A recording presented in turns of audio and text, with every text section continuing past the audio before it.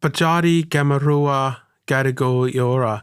Good day and welcome to Gadigal and Eora country where these podcasts are being made. I'm Uncle Michael from Metropolitan Local Aboriginal Land Council and we're the custodians of land, air, water and culture within our boundaries. Our elders and members would like to welcome everyone here to these podcasts, and we'd like to acknowledge that it is on the land of the Gadigal, and we'd like to also acknowledge all the different countries, clans, tribes and nations around New South Wales and around Australia, but we'd also like to further acknowledge those other countries from around the world and the First Nations people from around the world who also understand the connection to country and how important it is to look after Mother Earth and to the spirituality and culture that's in there. As we say here in Sydney, it came out of Redfern, always was, always will be Aboriginal land, never ceded. As we head west, we look after Gadigal on our left, and that is Wongal, where the Olympic Park is. On our right, we have Wallamadigal, and that's where Bennelong and others are resting. Bennelong, we have the Opera House, that's Bennelong Point these days, named after Bennelong. And Bennelong's partner was Barangaroo, where there's a piece of land just outside of Darling Harbour, or Gomera, is now named after her. Barangaroo was a strong Camaragal woman. As we continue heading west, we look and we can see in the distance a city these days. But that city is named after the clan out there, which is called Barramadigal. Barra meaning eel. And obviously it's a place where the eels are. And those eels would migrate to the South Pacific in their journey. Welcome to Busting Buzzwords, the podcast where we tackle those words that mean so much to our work, yet so little. In the aim to what, Ben? Bust them! Today we have the pleasure of having two esteemed guests with us, and I'm going to let them introduce themselves because who better than themselves? I'm Ksenia Sawczak. I'm the Head of Research and Development in the Faculty of Arts and Social Sciences. And I'm Katie Kenny. I'm one of the Deputy Directors of the Sydney Centre for Healthy Societies in the Faculty of Arts and Social Sciences as well. Brilliant. Clara, why do we have two people here? Because two people are better than one. All right, I just wanted to check. Okay, for people who haven't listened to previous episodes, just to make sure, we have two people here because we thought what an amazing opportunity to talk about our term today, which is, Ksenia, if you wouldn't mind. Impact. Impact. You know, people might wonder why it took us so long to actually get to impact, because we needed to find the perfect two people to talk about impact, and I think we have found them. So actually, we might tell listeners like how this came about. So Ksenia, actually, if you wouldn't mind, because first, that's okay to share, we reached out to you and then you actually suggested bringing Katie. So if you could just maybe talk a bit about that, and then maybe Katie, if you could jump in and just, share a bit as well why that is of interest to you as a researcher here at the university. Sure. So impact is something that has been talked about a lot in the sector. And I think it's fair to say that largely in response to government agenda, which ironically has kind of gone away now, regardless, I think it's something that we need to really pay attention to. And when I say impact, I have in mind, of course, academic stuff that happens, but also the benefits that come for the research that our academics do, the public good, and the changes they bring to society. Which brings me to Katie Kenny. I suggested Katie be part of this session because of the she's a rock star because she does impact on both levels, extraordinary academic, but also the kind of work that really changes people's lives. Katie. They're very kind of you, Ksenia. For people who cannot see it, Ksenia was ever so gently just tagging Katie. You're up. Your turn. Absolutely. I think the historical origins of the term probably weigh on people still. And I think it's really easy for impact to feel like just another thing that we have to be doing to satisfy, whatever criteria we're trying to measure ourselves against. But I think in large part being here at Sydney and hearing people like you, Ksenia, describe what impact can be and what a broad remit we can imagine has made it sort of less oppressive, less something that we have to do. And I think reconceptualised it as opening up the university to a broader public. And if that's okay to just stay with one term here, you were saying oppressive, and not to just, immediately start with, I guess, a more negatively connoted term, but our experience, and we were talking about this in previous episodes with people, is that there's always this kind of mythology around terms like impact, output, research, things that seem so big, so overused that people almost get scared by them. And you were saying, they're pushing down on people, almost making them ashamed to ask, what is it? So if we can just maybe step back one moment and ask you two about, in your own, like very maybe brief definitions in your daily work life, how do you encounter this idea of impact? What is it? What does it mean to you? Because it can mean so many things to so many people. But what is it to you then? Well, to me, it is really things that change people's lives. And it's interesting what you said, Katie, before about people feel it's another thing they need to do.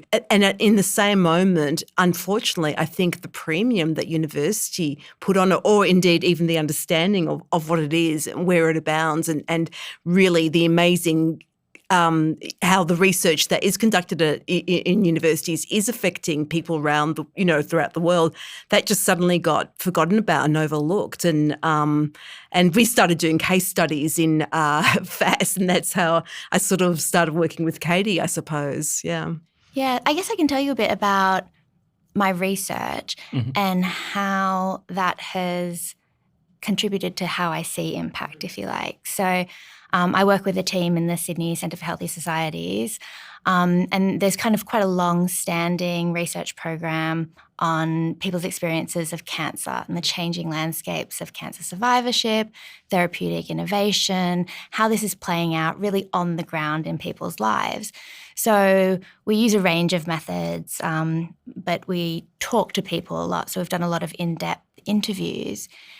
And sitting with people who are going through these really often difficult and meaningful experiences, often you get to the end of the interview and they'll say, oh, I've never had somewhere to just sit down and tell that story. So I think that interview creates this sort of unique space where people can share these stories. But then what to do with those stories and make sure that our work subsequent to that interview is really doing justice to the weight of the stories that people are sharing with us. And so sort of coming away from interviews like that, I always feel like, how can I give voice to the various patterns of experience that emerge across these really, really generous interviews that people take the time to sit down and speak with us about? And so sometimes that takes the form of, scholarly outputs, and cancer in particular is a really interesting area to explore all sorts of things like how we make meaning in the face of mortality, or how we experience and make sense of time in life-limiting illnesses. So conceptualizing those sorts of things is one impact. But then publishing in the clinical literature and taking some of those insights to the clinicians that provide care is another. And then reaching out into the public more broadly is another sort of line of impact. So that's how I trace sort of my motivations, I guess, to sort of engage with that impact agenda driven by what it is that I'm talking to people about in those one-to-one interviews. It's absolutely fascinating what you're mentioning about the different dimensions of impact and how you start with the focus of your area of research and the interviews that you're conducting. But I think what's stood out for me about what you said is giving a voice to people. And I wonder if you could unpack that a little bit. Is there any other ways that you found throughout your research that the impact was enabling you to give a voice to people, or vice versa? How does that, what's the interplay between the two? Yeah. So I'm going to shift metaphors slightly from giving voice to something to shining a light on something or giving visibility to something. And I'm going to shift gears by talking about a project that I think is how Ksenia and I first got in touch. So one of the things we've done in our research is give people cameras and say, go away, take pictures and show us what this looks like show us what this day-to-day experience looks like through your eyes. And so I actually came on board as a postdoc on this project. So the methods were already set up. The grant had already been funded. And sorry, maybe just for the listeners, can you just quickly say once more, because, maybe people haven't quite gotten that in the beginning, where do you work? Like, what's that part of where you work? Yeah, sure. So I'm in the Sydney Centre for Healthy Society. So we're a team of social scientists, mostly sociologists, working in the area of health, quite broadly construed. So this was a discovery project on people's experiences of living with cancer. And so I came on board, and this was all sort of in motion. But what we were going to do with those photos wasn't entirely defined. And so once they came back to me, I was able to curate them into an exhibit that first became sort of like a coffee table book. It then became an exhibit in the hallways of the collaborating hospital. It got reformatted for some public lectures, for digital display. It's been made into a website, so it has sort of a permanent digital home. And more recently, it was invited as an installation at a Cancer Innovation Conference. So in those different iterations, my hope is that we're shining a light on those experiences for a range of different audiences, from, your sort of everyday person walking down the cancer corridor, to the people who are actually providing care in these spaces, to the people who are driving, therapeutic innovation. So they're the very broad audiences.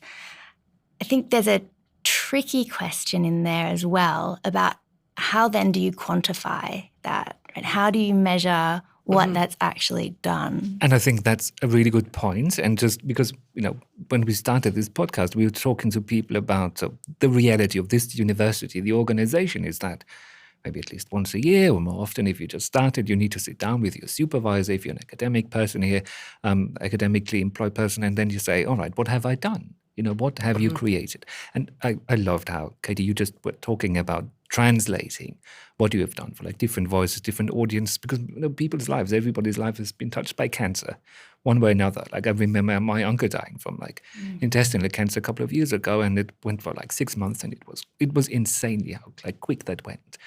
And I'm like, how do you translate that? What this means to you? And I think that's, to me personally, the problem with impact. Sometimes where it's how do you translate what this insane thing means to you? And then it comes down to a cold hard, little, pixel box on your screen. And what have you done this year? And that to me sometimes is very kind of frustrating, if I can say that, about your impact, when you were just saying that, because you cannot possibly put that all in the box. So how would you deal with that? Yeah, I think, Ksenia, you probably have a lot of better tips than I do in this. This brings us to a really difficult thing is you can't measure a lot of this stuff. I was aware of Katie's work, but until I really got down into the detail, saw the exhibits and that kind of stuff. It's mesmerizing, it's disturbing, it is everything. And like you, everyone knows someone who has died from cancer. And so every range of emotion goes through your mind.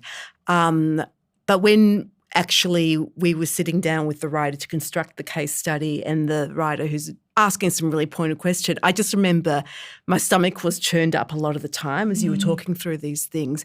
And this is just real world stuff. Addressing things that are mundane is an unkind word, but I mean mundane in terms of it's something that we're all familiar with.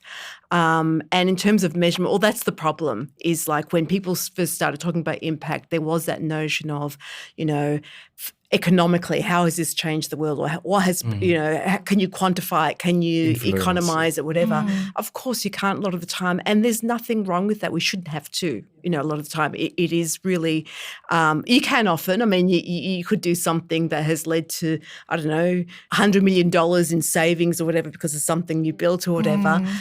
In arts and social sciences, it's a very, very different environment. How do you quantify it? Yeah. Oh, Clara, sorry. There is an incredible aspect to what you were talking about, which is the participatory nature of the work that you've been doing, and how through this participation it's provided a safe space for people to share their journey. And I think through this act of sharing there was some visibilization, if that is a word that exists. It exists now. It exists now. In this pod it does exist. Through this visibilization, I can imagine the impact that it has had, and that's impact, the literal meaning of the word, right? And so you can't quantify that, and nor should you have to.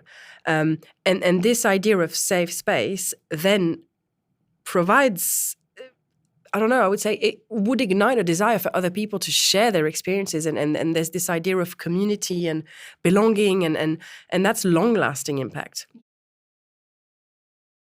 Yeah, and I think it does. It sort of builds momentum. It does, and I do think that there is an inherent describing. contradiction with the word impact itself, because, as you were mentioning, Ksenia, impact is often envisaged in a quantified manner, when in fact, when you look at it for what it means, it's unquantifiable, and the most important part is the unquantifiable. So I don't know. Well, and full disclosure, right now in the end of 2023, the university is going through an attempt to frame all of this in a framework of excellence. And the question has become once more how you translate it, how do you push it into this neat, I guess is the word, categories of dollars, policies, impact, is that something that you think about in your jobs? I mean, that's, I guess to you, is that?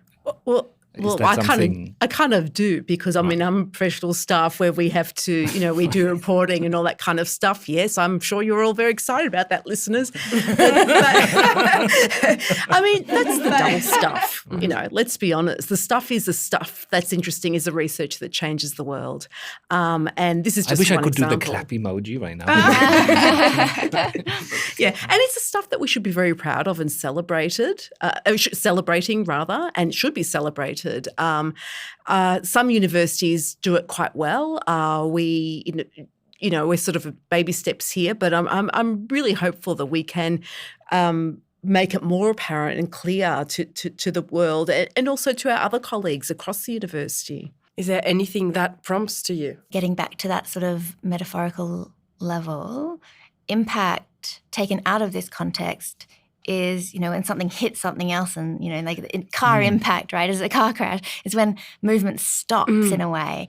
And I think impact at its best is something that, as I said, creates momentum and gets other things going. So I think, finding those ways to narrate what has happened as a result of this research, and to capture those things that can't always be quantified. But I've also, I guess, been quite fortunate to be able to mobilise, I don't know, maybe you'd call it proxy measures, but I think in an age of social media, we're all quite familiar with like views or hits or engagements.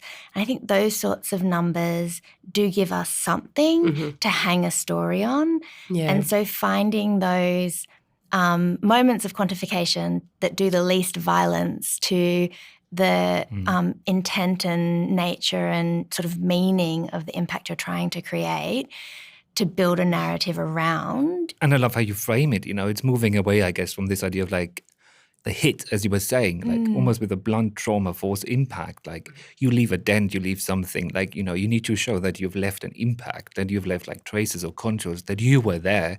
So if we can take this kind of ego thing out and more like focus, I guess, what you were saying, this kinetic force, the forward movement, rather than, I've kind of damaged something, so there's the impact. I guess. And the way, the way you just described it, I think, to me, would be the top tip to any researcher who's trying to demonstrate impact, but only has at their disposal the traditional measures of impact, when you're talking about citations, when you're talking about grants, when you're talking about all that sorts of thing. But then when you look at other metrics that might seem insignificant in huge quotation marks, when in fact they're not, right? And so I think trying to not reinvent, the word I'm looking for is more reclaim the ways we demonstrate impact, to show that the impact that we're having might not be the sort of impact that the institution initially thought about, but is still impact for what you're doing. So, and maybe on that note, going back to what Ksenia, you were saying, are there any other models, ways of thinking, or have you seen any other good examples for maybe ways of doing it differently in your professional experience? In terms of approaching impact and thinking about it. Maybe rethinking it, getting out of that specific category? Or? Yeah, well, I mean, we've been working on a few case studies another one from Sydney Environment Institute. We've got one on around e-safety that we're doing next week. And they all manifest themselves in different ways. And I think the really interesting thing for humanities and social sciences is there's a really strong creative element. Who would have thought, sociologists would be adopting, creative means to really translate how people feel about things and so on. I mean, there's a lot of recourse to great imagination. Impact is very much something that's very much at the heart of impact is imagination. And creativity in approach. That's really, really important. And I kind of resent it when people think of impact just generally, they think of, cures for diseases and those sort of the medicine and engineering and those sorts of things. I mean, that's undeniable. Of course, there's impact. I mean, the world gets changed as a consequence of that. But also, how do we approach humanity more generally? Where's the impact around there, and how does that work? And that requires a lot more, a very strong imagination and understanding of how you understand your subjects and subjects in the sense of the beneficiaries, but also subjects in the sense of the people who are the subject of your research that you do. It's a complicated matter, but not complicated in the sense of it really small things can change lives in many ways. That's incredible. Is there anything else that you'd like to share about impact before we wrap up? Or maybe even just if we can just jump this on you, we didn't talk about this before, but if you had to replace it with another word or phrase or something else. That's a tough question you're asking. It's a good question. I'm going to pick up your lead and use words that might not actually exist, but something around yet. Like generativity, like what is generated as a result of what you're doing, sort of where it leads and what new light it sheds and what it gives rise to. I think all of those are more positive characterizations than the car crash impact. So that would be like possibility? Yeah, I like that. I think you should trademark generativity. I like it. Along with what was the one you created? Visitability. I can't even say it. Visibilization. Yes. But that's a Frenchification. I use words in French and I just put them on with an Aussie accent and pretend they exist. Half the time they don't. I'm going to go with something conservative, but I think that kind of resonates, I hope, and that's just public good. Public good. That's a nice one. I think we're done. Yeah, but well, as we told our guests and each other last time, we are never quite done, but we are running out of time for this episode. Yes, we are. So as we've done before, we just ask the question that has come up before. Clara, what is the question? The question is it busted or dusted? So is it busted or is it dusted? Can we just get rid of it? Do we need it anymore and move on from it? What have we agreed on here? I don't know, but I do think that having asked the question of what is a word that could be used to replace it might suggest that it may be dusted, but to be continued. I think this conversation on impact needs to be continued because we can't really wrap it up in the amount of time that we have, and I think there's a lot of stuff to unpack. But maybe we'll go for part 2 on impact. Who knows? Yeah, who knows? Second season. There was a bit of an opportunity there. Yes. A potential. Thanks very much for listening. And as per usual, let us know what you thought on socials. And we will see you next time for a brand new episode of Busting Buzzwords. Thanks to our guests. Thank you very much, Katie and Xenia. Thanks for coming. Thank you for having us.